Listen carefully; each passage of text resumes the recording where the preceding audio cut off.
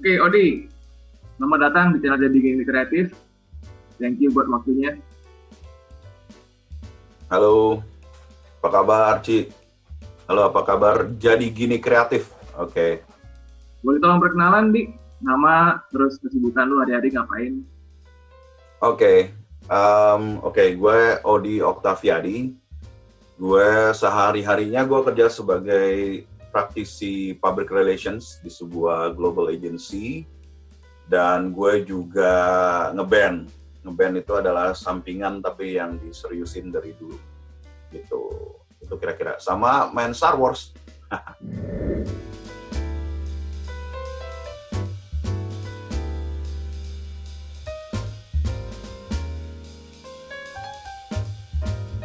Star Wars. Ya, kelihatan ya di background-nya banyak banget. Oh, kelihatan ya? Terus bassnya. Yang kita akan bahas, ya, sahabat penghobi, kita akan bahas soal hobi Star Wars-nya Odi, sign off ya. Di, kenapa sih hobi lu musik? Karena sebenarnya sih nggak tahu ya, dari kecil itu musik itu bukan sesuatu yang selalu ada di hidup gue gitu. Memang nyokap bokap mungkin bukan pemusik serius atau gimana gitu, tapi memang kayak nyokap gue doyan ya main piano, bisa suka nyanyi di rumah. Terus kebetulan juga punya om-om yang doyan musik, terutama musik rock gitu. Jadi selalu mereka muter. Kalau mereka kan di rumah gue tuh nggak pernah sepi, jadi selalu ada either uncle or aunties atau sepupu yang tinggal bareng kita gitu loh, either sebentar atau lama. Dan mereka masing-masing selalu bawa kesukaan musik mereka beda-beda seperti itu. Jadi gue selalu dengar berbagai jenis musik dan akhirnya gue jadi suka 1-2 band yang gue favorit banget, dan gue ngelihat mereka di media dan segala macam. Wah, jadi gue pengen jadi pemusik gitu. Itu sih, dan kenapa akhirnya musik itu selalu yang gue gunakan untuk either pelarian lagi kesel atau lagi senang, lagi cari inspirasi atau untuk nenangin diri. Musik itu selalu ada gitu, dan gue nggak berhenti di dengerin doang atau jadi penikmat doang. Gue pingin banget bikin musik. Nah, tadi kan lu sebut auntie lu, uncle lu pada datang bawa musiknya mereka masing-masing. Nah, dari semuanya itu, lu pilih genre musik yang apa? Kalau genre musik tuh sebenarnya gue tuh lebih generalis ya. Gue tuh bener suka semua genre musik gitu. Kalau dulu waktu gue SMP, ya SD kelas 6 lalu ke SMP, itu tuh gue suka perpaduan antara waktu itu new wave pop elektronik gitu, sama juga gue suka musik rock. Waktu itu nggak terlalu heavy metal, tapi lebih ke musik rock gitu.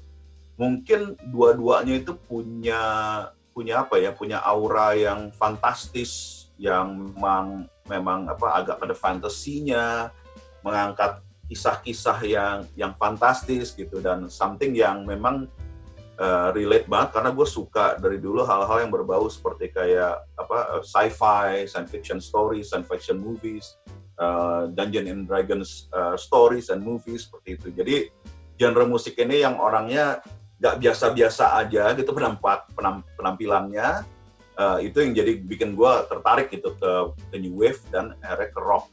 Dan lebih lagi waktu itu masuk ke dunia heavy metal lebih lagi kan, dan itu kan bagian penting banget bagi mereka untuk menceritakan keseluruhan dari musik mereka, dari liriknya dan segala macam, itu correlate dengan dandan mereka gitu. Jadi untuk seorang anak SD SMP saat itu tuh melihat band kayak Kiss gitu tuh, wah serem banget kan dandanannya gitu. Dan mereka dari tahun 70-an ya. Jadi ada elemen dari fantasinya yang menarik gue lebih ke musik rock gitu. Kalau new wave again karena dandan dan glamornya gitu yang gue suka.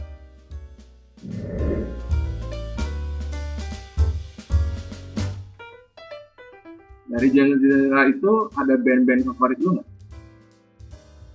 Wah, band favorit itu banyak banget gue ya. Cuma kalau gue bilang band yang mungkin mempengaruhi pikiran gue tentang musik itu, ya pertama Kiss itu karena penampilan yang nggak ada band saat itu yang berdandan seperti mereka, yang sangat theatrical dan sangat membawa tema-tema yang horor, satan gitu. Walaupun mereka sendiri orangnya nggak gitu. Cuman mereka memang membawa fantasy. Mungkin band untuk rock itu gue pertama sukanya banget Kiss, and then ada of course Queen itu karena pesonanya Freddie Mercury yang sangat flamboyan. Dan lagu-lagunya itu Queen itu bisa dibilang dia kayak mungkin ribuan jutaan band di dunia saat ini tuh ngambil inspirasi semua dari Queen gitu. Karena Queen itu ngebalut, ada jazznya, ada popnya, ada rocknya, dan juga ada even kayak orkestranya seperti gitu. Jadi Kiss, Queen, and then kalau New Wave gue suka Duran Duran, karena Duran Duran tuh bagi gue gila ganteng banget nih orang-orangnya ya gitu ya. Hampir feminim tapi ganteng mereka gitu, dan dipuja-puja cewek. Mungkin saat itu pinginnya gitu, aku pengen jadi Duran Duran banyak ceweknya gitu. Itu abis itu kalau metal mungkin yang paling berkesan bagi gue ya semua orang pasti ngomong gitu adalah Metallica. Karena Metallica tuh bisa dibilang kalau di dunia metal mereka lah perfect combination dari style bermusik, lagu-lagu yang keren, orang-orangnya yang keren, packaging mereka selalu keren seperti itu. Jadi bisa dibilang Kiss, Queen, Duran Duran sama Metallica.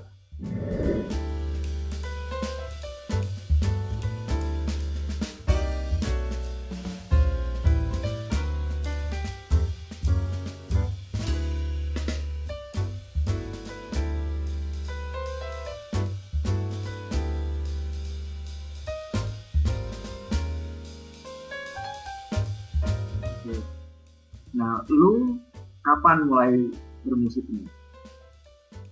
Kalau bermusik, nah itu benar memulai impian sebagai jadi anak band tuh sebenarnya dari kelas 6 SD gitu ya. Teman-teman gue 6 SD saat itu, kita gonjrang-ganjring aja gitu, nggak coba niru lagu ini, coba buat lagu ini. Mungkin dari kelas 6 SD, ya kalau ada acara sekolah, ulang tahun temen, di situ gue nemuin, wah seru juga ya. Dan gue karena gue nggak bakat bermain instrumental musik, jadi gue akhirnya lalu nawarin diri, gue aja nih nyanyi deh, soalnya gue nggak bisa main gitar, nggak bisa main drum, nggak bisa main bass, nggak bisa main keyboard.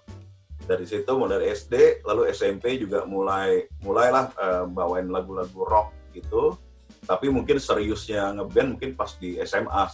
SMA tuh pas zamannya thrash metal itu lagi booming banget, semua tuh orang suka metal. Nah dari situ gue lebih serius bermusik, benar-benar bikin band yang bukan anak-anak sekolah doang, tapi memang orang-orang dari luar, dan mulai bikin lagu sendiri dan mulai manggung gitu. Dari situ. Kan lu tadi akhirnya milih sebagai vokalis nih. Iya. Nah, lu itu belajar otodidak atau lu sempat ke sekolah musik? Enggak. Benernya waktu dilihat-lihat sama orang tua gue, si Odi doyan nyanyi gitu, mungkin gue berisik banget di rumah gitu ya, jadi sempat ditawarin masuk Bina Vokalia saat itu, kayak sekolah musik gitu. Cuman gue yang males kalau udah pakai sekolah-sekolah tuh udah nggak fun lagi gitu. Jadi gue memang nggak pernah belajar nyanyi sih sebenarnya, sampai sekarang juga gitu ya. Cuman niru orang-orang, terus misalnya kayak latihan nafas gitu doang sih. Dan semua terbentuknya sebenarnya begitu mulai benar-benar ngeband, bikin album, lalu manggung, semua gue mempelajarin, ternyata gue vokal gue tuh bisanya gini, gue bisanya cuman setinggi ini bisa nyanyinya, gue ternyata bisa nge-push nyanyi gue sendiri ya gitu. Jadi mungkin sekolah terbaik gue di kamar mandi sih, di shower.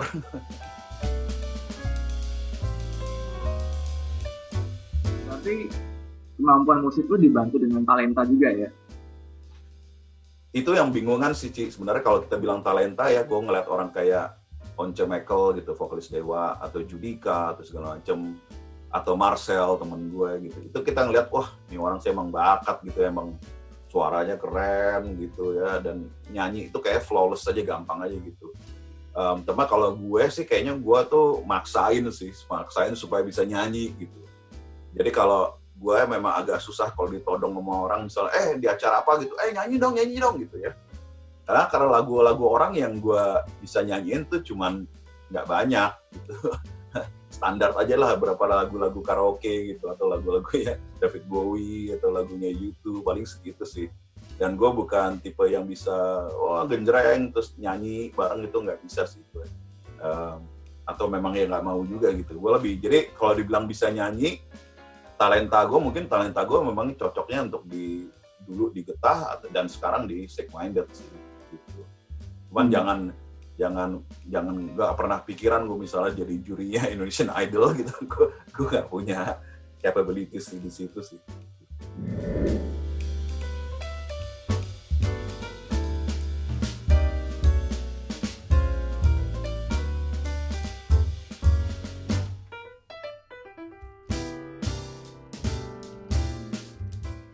Lu pernah punya impian untuk benar-benar serius dalam bidang musik ya? Jadi kayak mendedikasikan hidup lu sepenuhnya untuk bermusik aja, nggak ngerjain yang lain gitu.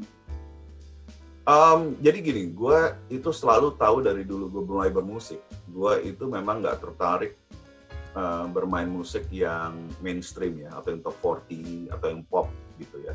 Jelas-jelas kalau dari dulu sampai sekarang itu yang merajai bisnis dan merajai tangga lagu itu adalah pasti musik pop gitu.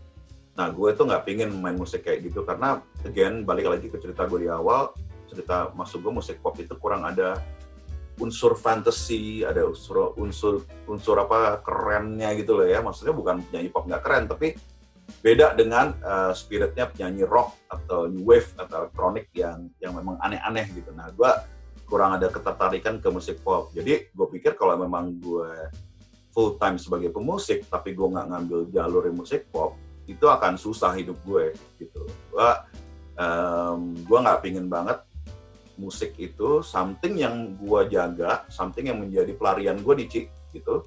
Itu harus gue compromise gitu, karena gue nyari duit dari situ. Nah, jadi itu pertama kesadaran gue bahwa gue nggak mau menjadikan musik sebagai full time job gue.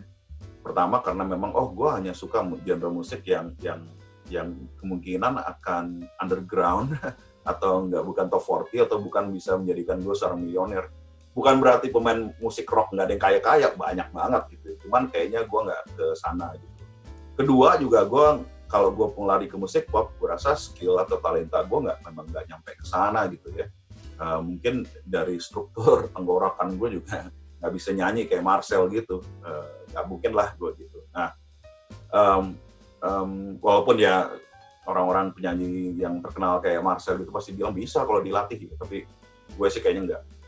Nah, dari situ gue berpikir musik ini harus fun bagi gue. Soalnya begitu nggak fun, begitu become a chore, begitu menjadi sebuah rutinitas yang harus dilakukan, kayaknya gue tuh orangnya akan bosenan dan gue akan udah berhenti aja. So daripada berhenti gitu aja, gue kehilangan wadah gue untuk escape gitu, untuk melarikan diri dan mencari kesenangan. Mendingan gue cari duit aja dari hal yang lain, dan musik ini bisa gue jaga supaya tetap fun begitu. Jarawan panjangnya gitu kira-kira.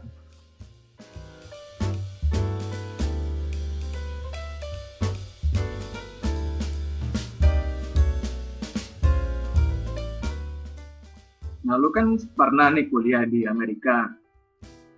Nah, pernah nggak saat itu lu berpikir kayaknya kalaupun nih lu mau berprofesi sebagai pemusik, itu lebih berprospek cerah di negara Paman Sam itu, atau sebenarnya di Indonesia juga bisa?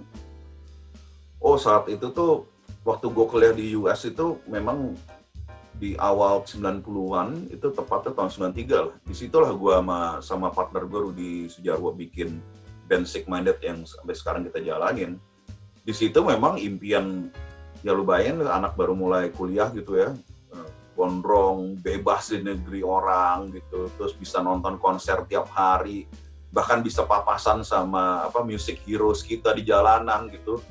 Tiap hari terpaparlah kita dengan betapa kerennya menjadi seorang musisi. Of course, kita pingin banget saat itu musik kita bisa dikenal gitu. Dan therefore kita dari tahun 93 sampai tahun 94 tuh bikin album, akhir tahun 95 kita rilis di Amerika. Kebetulan memang demo-demo kita, gue bikin tuh nyetak ya ada 1000 kaset demo kali Cik.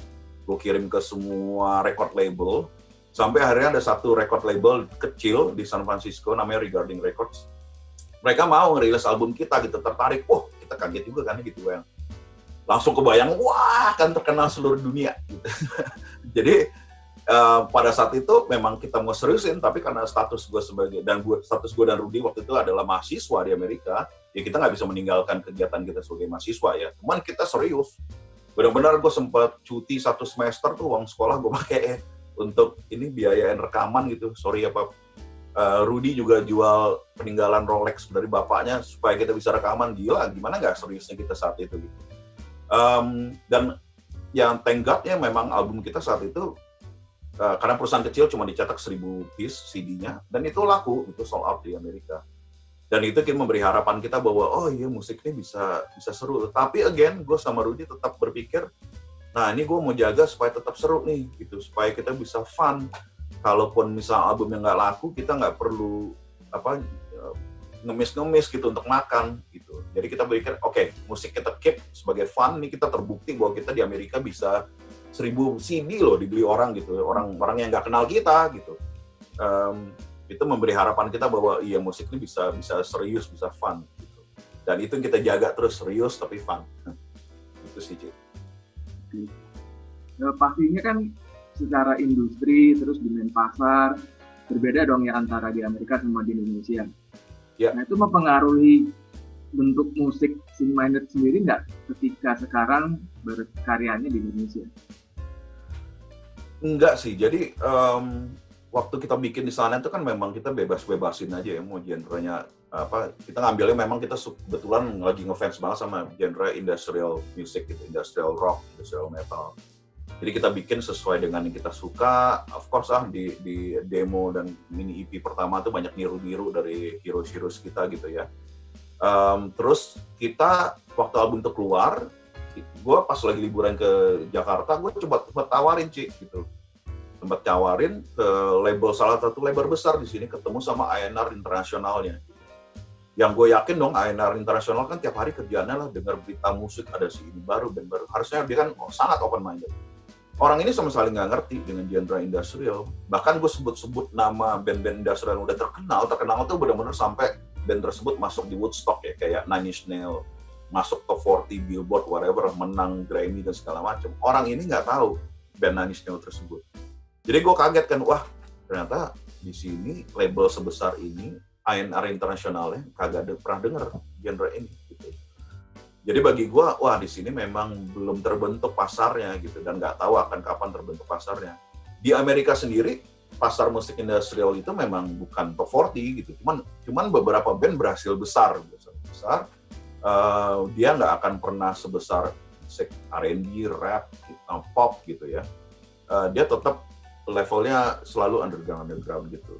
Nah, jadi gue ngeliat perbedaannya di pasar di Amerika itu yang memang untuk genre gue udah terbentuk, sementara di Indonesia sendiri genrenya itu belum ada, komunitasnya juga baru sedikit. Mungkin pada saat Sing Minded ngeluarin album kita tuh baru 1-2 band lah yang pernah ngeluarin musik, yang saat itu juga ngeluarin musik yang serupa ya dengan genre elektronik atau eksperimental industrial seperti itu gitu. Jadi beda banget pasarnya saat itu. Nah, kalau sekarang sih memang udah karena jalur informasi udah terbuka secara sosial media, internet. Di sini ya lebih teredukasi lah tentang genre tersebut. Tapi again pasar tetap beda. Di Amerika itu sekarang sangat didominasi oleh R&B, mostly R&B, soul and pop ya kayak gitu ya. Cuman mereka itu nggak pernah satu genre itu benar-benar mati gitu. Industrial yang pada masa-masa kejayaannya di 90-an sekarang meredup, tapi klub-klub industrial masih ada. Gitu. Kalau di Indonesia enggak, di Indonesia tuh industrial sempatlah banyak berapa band jadi band industrial bikin acara ini. Tapi gitu mati aja. Nggak ada venue-nya, nggak ada klubnya, nggak ada komunitas lagi. Gitu. Ada 1, 2, 3, 4 orang doang yang masih ngeband dengan industrial. Gitu.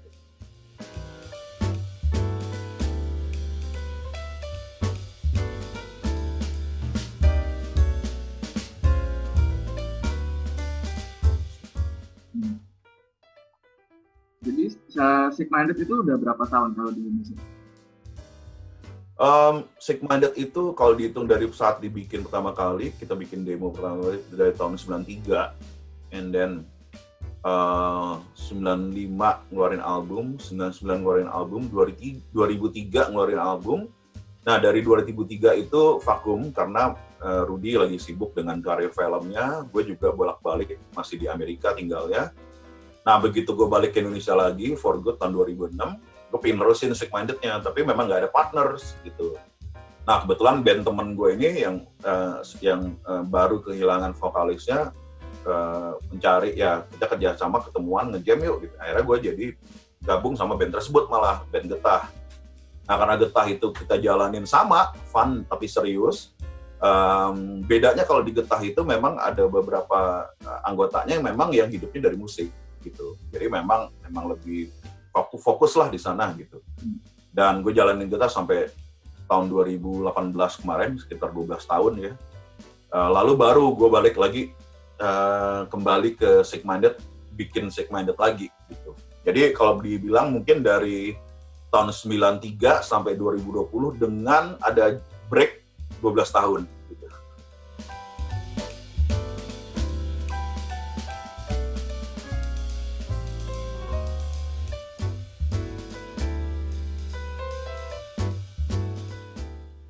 Ada pergantian atau penambahan member dari Sick Minded? Oh, lumayan sih. Jadi kayak awalnya tuh Sick Minded itu waktu bikin demo sebenarnya gue dan Rudy. Lalu kebetulan ada teman kita almarhum Jody Gondokusumo. Jody itu dia vokalisnya Rotor, dulu band metal legendaris lah di Indonesia yang pernah ngebuka Metallica. Main ke SF, ke San Francisco dan San Diego, ke US lah pokoknya. Lalu pas kita bikin demo itu, ya lagi seru-seruan aja, akhirnya kita bertiga tuh sama Jody almarhum. Tapi Jody kan harus pulang ke Indonesia dan harus nerusin bersama Rotor, and then dia menjadi vokalisnya Getah saat itu.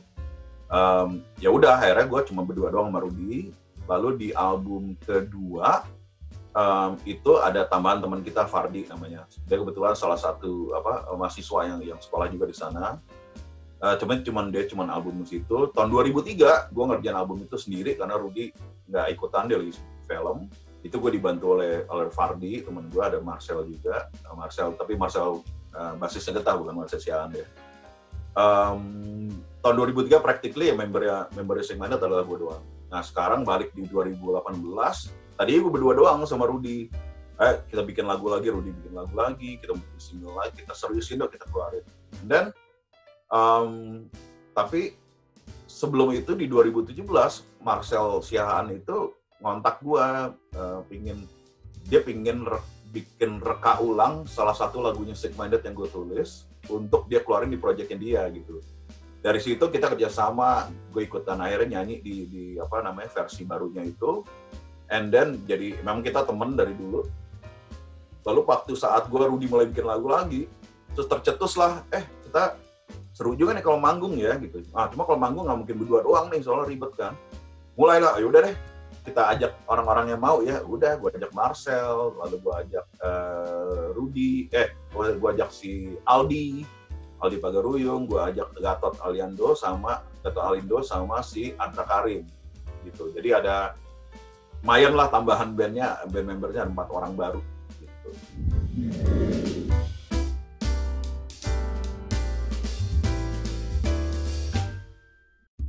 Inspirasi dari lo nulis lagu-lagu buat Sick Minded dari mana aja, Bu? Mostly sih observasi pribadi aja sih, Ci. Kadang-kadang observasi keluar ya.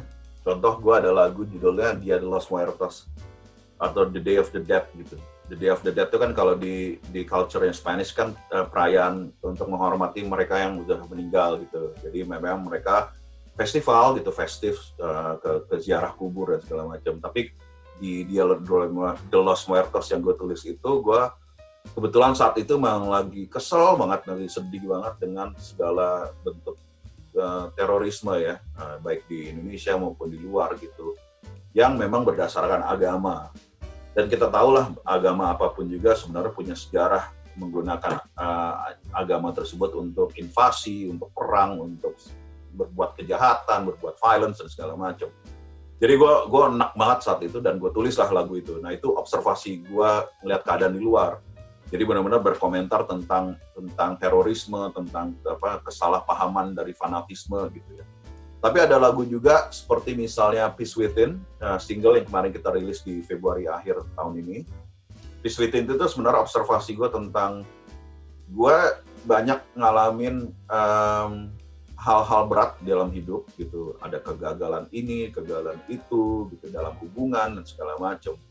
Memang kalau dulu selalu nyalahin orang gitu, tapi gue pikir sebenarnya gue juga nggak akan bisa lebih baik kondisinya kalau gue tuh nggak berdamai dengan diri gue sendiri gitu. Jadi apa sih sebenarnya yang bikin gue resah, apa yang bikin gue itu kayaknya sama orang itu kok nggak percayaan atau segala macam. Ternyata memang karena gue sendiri di dalam diri gue tuh belum damai. So terlahirlah lirik untuk lagu Peace Within gitu.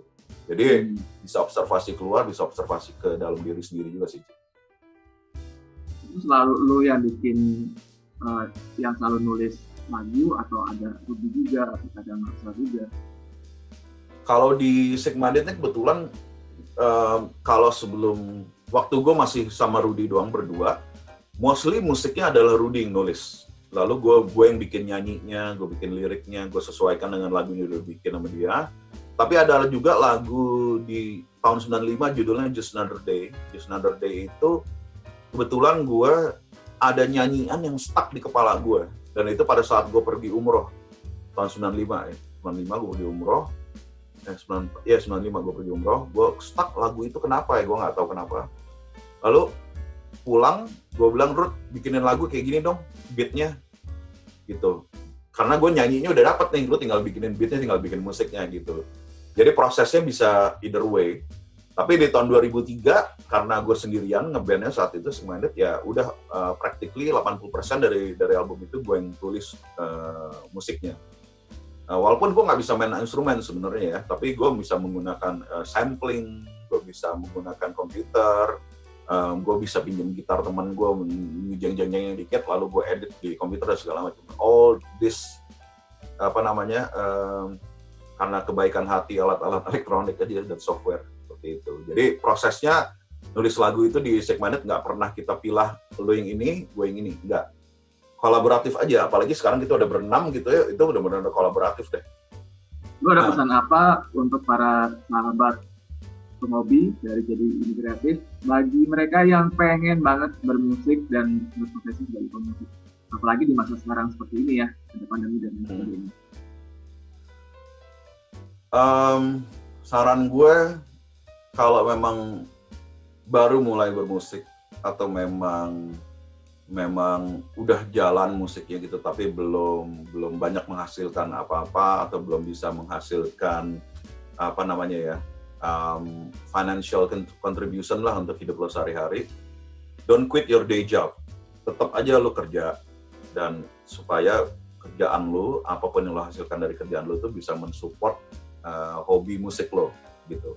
Kita bilangnya hobi aja, karena kalau musik itu jadi kerjaan doang kayaknya nggak seru gitu ya. Kalau penyanyi profesional itu gue yakin juga kalau mereka sampai sekarang nggak hobi bermusik, mereka akan berhenti itu bekerja sebagai penyanyi gitu. Jadi sebelum hasil dari bermusik lo bisa ngasilin duit untuk ngasih lo makan, beli Indomie atau nasi, jangan quit your day job. Kalau bisa lo cari kerjaan yang sebagus-bagusnya, sehingga duitnya itu bisa lo sisihin untuk beli peralatan musik paling lebih bagus, beli software komputer yang keren, yang legal, beli hardware komputer yang bagus, sehingga lo bisa produksi di rumah sendiri. Artinya lo invest balik lah ke hobi lo musik kayak gitu ya. Itu pertama. Kedua, jangan terlalu dengerin pertama kritikan orang. Kedua, jangan dengerin pujian orang. Lo bermusik aja. Barometernya hanya di lu aja. Kalau bagi lu musiknya itu bagus, enak, itu dan elunya aja pingin dengerin terus, ya itu artinya lo berhasil bikin musik, at least untuk diri lo sendiri enak. Habis itu jangan ragu-ragu, publish aja, keluar, upload ke digital gitu. Kalau lo belum ngerasa ini belum layak untuk dijual, lo rilis misalnya ke SoundCloud, kayak lo taruh ke social media gitu. That's the best way to promote it gitu. And then bikin packaging yang keren. Packaging itu dari look-nya, dari gaya gaya lu bertutur ya, bikin lirik yang nggak cheesy ya. Bagi gue paling turn off banget kalau band udah keren tapi liriknya itu kosong gitu isinya. Nah kalau bisa lirik lo harus bermakna, karena believe it or not, di luar itu ada yang baca dan bahkan ada orang jadiin itu pedoman. Jadi lu juga harus bertanggung jawab dengan apa yang lu suarakan keluar gitu. But have fun dalam bikin musiknya dan dalam berpromonya juga fun aja. Lu rilis aja, promo aja pokoknya karena sosial media kan gratis ya. Sayang banget kalau nggak lu manfaatin kalau cuma lu upload foto makanan atau selfie doang. Itu sih. Halo sahabat penghobi, sebelum gue sign out ingin berpesan aja, ini kita masih masa pandemi, pinter-pinter dalam melindungi diri, pinter-pinter dalam itu juga termasuk dalam hal itu adalah menerima masukan berita-berita atau bacotan orang-orang di sosial media ya soal pandemi ini. The pandemic is real. Nggak usah pedulilah tuh segala teori-teori konspirasi dan bla bla bla. Pada kenyataannya memang orang banyak yang sakit dan meninggal. Jadi tolong hormatin orang-orang dan keluarga-keluarga mereka yang ditinggal, orang-orang yang meninggal dan keluarga-keluarga yang ditinggal. Tolong hormatin mereka. Hormatin juga orang-orang yang nggak pengen sakit, jadi pakai masker, cuci tangan, social distancing dan lain-lain. Kalau lu nggak percaya semua itu, ya lu di rumah aja, jangan nyusahin orang. Lalu juga jangan tenggelam dalam stres dan ketakutan. Nonton YouTube, dengerin Spotify, hibur diri lo. Kalau memang orang nggak kreatif nggak apa-apa, lo bisa kreatif dengan nonton film yang baru, cari film yang belum pernah lo tonton, yang keren, dan edukasi diri lo melalui film, buku, dan website yang keren lah, kayak gitu. Itu aja sih, salam perpisahan gue untuk para sobat penghobi. Oke. Terima kasih jadi gini kreatif ya. Terima kasih Richie. Terima kasih. Ya.